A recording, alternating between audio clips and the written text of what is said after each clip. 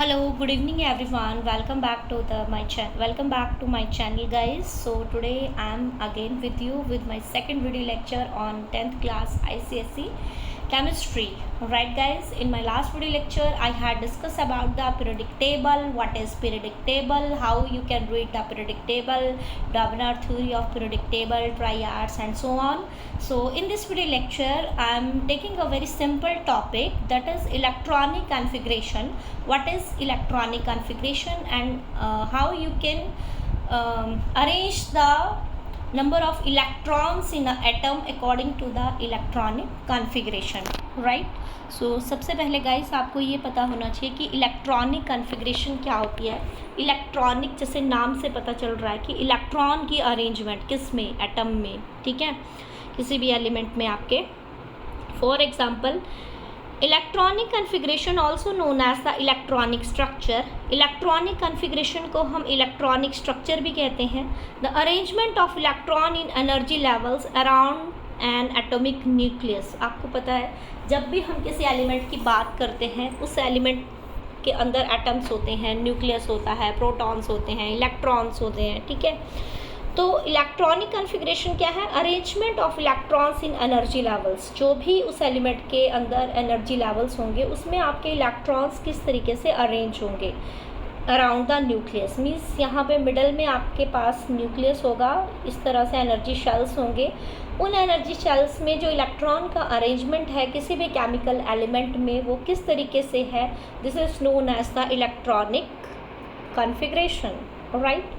According to the older shell atomic model, electron occupies several levels from the first shell nearest the nucleus.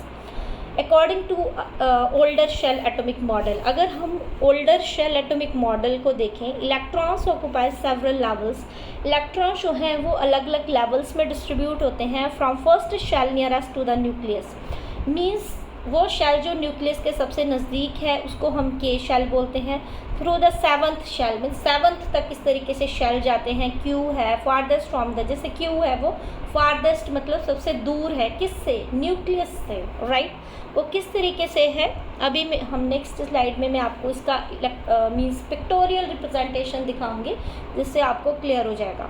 पहले थोड़ा सा इसका ये table को understand कर लेते हैं कि किस शेल में कितने इलेक्ट्रॉन्स आते हैं। जैसे यहाँ पे देखिए शेल के नेम है KLMNO, ठीक है।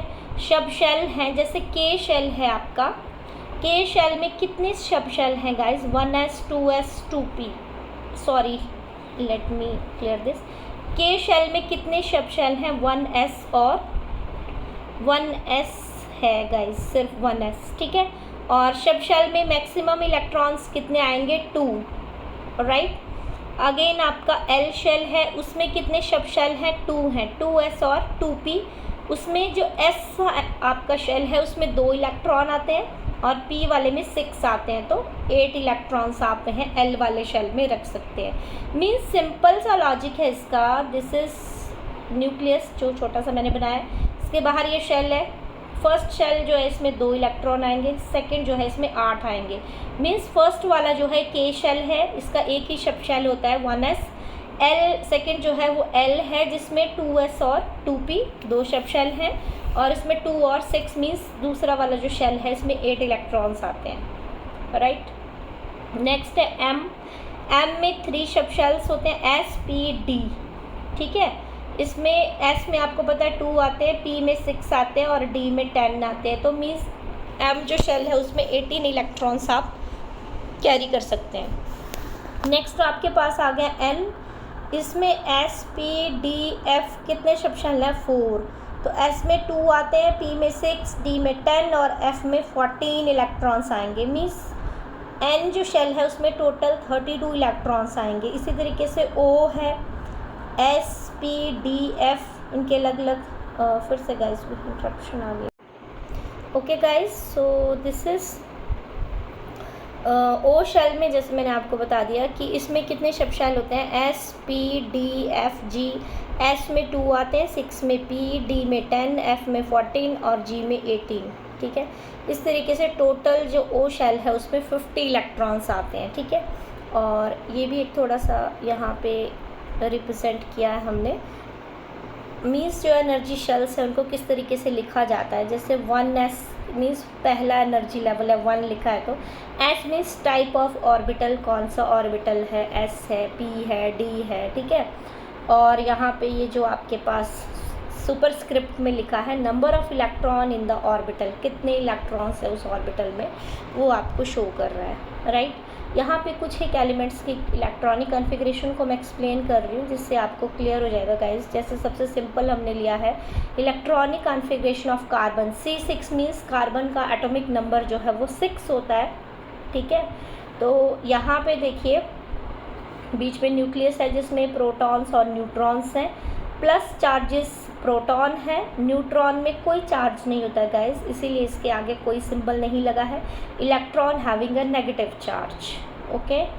सो यहाँ पे देखिए कार्बन का एटॉमिक नंबर होता है 6, तो पहला जो शेल है उसमें 2 इलेक्ट्रॉन्स आते हैं, एस शेल जो है, ये 2 इलेक्ट्रॉन्स हमने इसमें डाल दिए, बचे कितने, 4 हमने सेकंड में डाल दिए। और सेकंड वाले की कैपेसिटी कितनी है गाइस, मैक्सिमम उसमें 8 इलेक्ट्रॉन आ सकते हैं, और हम कितने डाल रहे हैं, 4 डाल रहे हैं, तो अभी भी उसमें जगह बाकी है, ठीक है, राइट। तो इस तरीके से हम इलेक्ट्रॉन्स को डिस्ट्रीब्यूट करते हैं मीन्स स्ट्रक्चर की फॉर्म में, राइट। इसी तरीके से नेक्स्ट हम ले लेते हैं electronic configuration of sodium. Sodium का एटॉमिक नंबर होता है 11 और इसका मास नंबर होता है 23, ठीक है।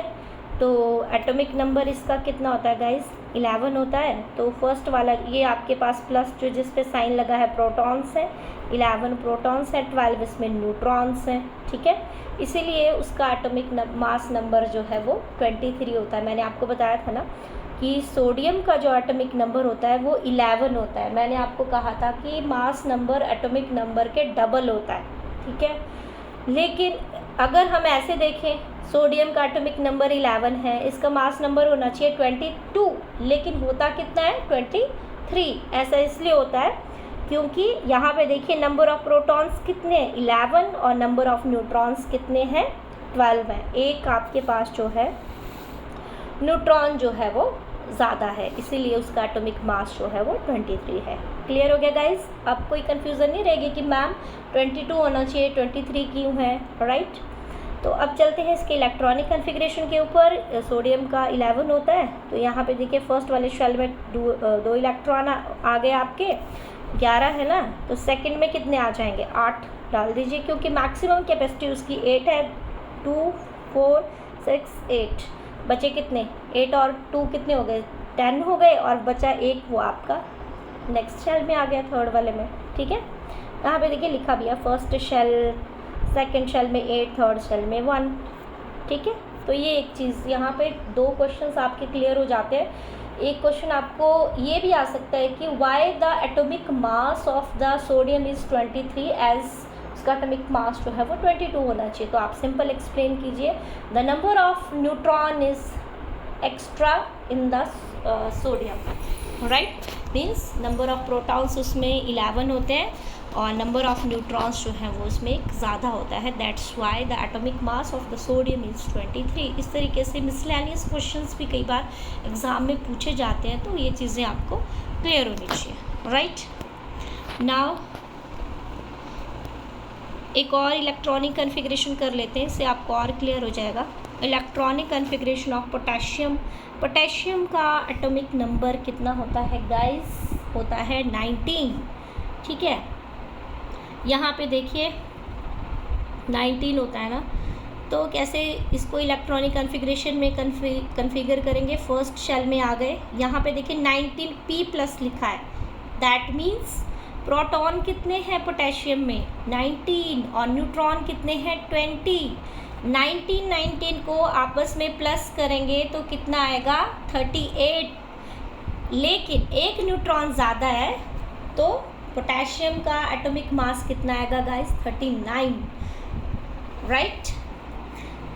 तो यहाँ पे देखिए एक्सप्लेन भी है, वही सोडियम वाला लॉजिक है इसमें। 39 प्रोटॉन्स एंड न्यूट्रॉन्स मीन्स इसका एटॉमिक मास जो है वो 39 होता है, मीन्स 19 प्रोटॉन्स होते हैं, 20 न्यूट्रॉन्स होते हैं। तो मास नंबर इसका 39 और atomic number 19, right guys. Now electronic configuration हम आपको पता है एटॉमिक नंबर के बेसिस पे ही कॉन्फ़िगर करते हैं। तो यहाँ पे देखिए फर्स्ट शेल में 2 इलेक्ट्रॉन आ गए, दूसरे में आपको पता है मैक्सिमम कैपेसिटी कितनी 8 है, तो 8 इलेक्ट्रॉन सेकंड वाले में डाल दिए, कितने हो गए 10 हो गए। अब थर्ड जो शेल था उसमें कितने आपको बताया था मैंने, कितने थे याद आया कुछ, एस पी, ओके, एस और पी, तो 6 इलेक्ट्रॉन्स, 2 4 6, अगेन आप उसमें 8 डाल सकते हैं क्योंकि कैपेसिटी उसकी ज़्यादा है, ठीक है। यहाँ पे देखिए 2 4 6 8 मीन्स 8 सेकंड में आ गए, नेक्स्ट वाले शेल में आ गए 8, और कितने हो गए 2 और 2 एंड 8, 10 प्लस 8 कितने हो गए गाइस 18, और बचा कितना, एक इलेक्ट्रॉन, वो आपका बाहर वाले शेल में आ गया, ठीक है। तो ये इसकी इलेक्ट्रॉनिक कॉन्फ़िगरेशन बन गई 2 8 8 1, राइट। सिंपल जो इलेक्ट्रॉनिक कॉन्फ़िगरेशन मैंने आपको बताई है ना छोटे छोटे एलिमेंट्स की, वो तो सिंपल है, उसमें तो आप इजीली डिस्ट्रीब्यूट कर देंगे, इसमें इतने सब शेल्स और शेल्स की ज़रूरत नहीं पड़ती है। इसमें सिंपली ही आपका एस पी उसमें डिस्ट्रीब्यूट हो जाता है, ऐसा और वैसे ही। लेकिन जब आप हायर कॉन्फ़िगरेशन की तरफ जाएंगे ना, जो बड़े बड़े एलिमेंट्स होंगे वहाँ पे वो सारे सब शेल्स यूज़ होंगे, जैसे 1s है, फिर उसके बाद p था तो p के भी 1s 2s 2d ऐसा, ठीक है। तो आप उसको ट्राई कीजिए, ठीक है। अगर आपको कोई दिक्कत आती है तो मुझे कमेंट सेक्शन में कमेंट कीजिए, उनको फिलअप करने की कोशिश कीजिए। उसको करने के लिए आपने कुछ नहीं करना है गाइस, यहाँ पे देखिए टेबल मैंने दिया है, इस टेबल को फॉलो करना है, यहाँ से आपको पूरा क्लियर हो जाएगा, ठीक है। इसके अकॉर्डिंगली ही आपने इलेक्ट्रॉन्स को शेल्स में डालते जाना है, ठीक है। तो इस तरीके से हम इलेक्ट्रॉनिक कॉन्फ़िगरेशन को एक्सप्लेन करते हैं। इस तरीके से अगर आपको क्वेश्चन आता है कि पोटेशियम का इलेक्ट्रॉनिक कॉन्फ़िगरेशन लिखो, तो इस तरीके से आपने डायग्रामेटिकली उसको एक्सप्लेन करना है, ओके। और वो जो टेबल मैंने अभी आपको बताया उसको लर्न कीजिए। अगर कोई प्रॉब्लम है तो मुझे कमेंट सेक्शन में कमेंट कीजिए guys. And so this is all about for today's lecture. If you have any query, please comment me on the comment section of my YouTube channel, and like, share and subscribe my channel, and don't forget to hit the bell icon for more video notifications. तब तक के लिए thank you so much guys, bye bye.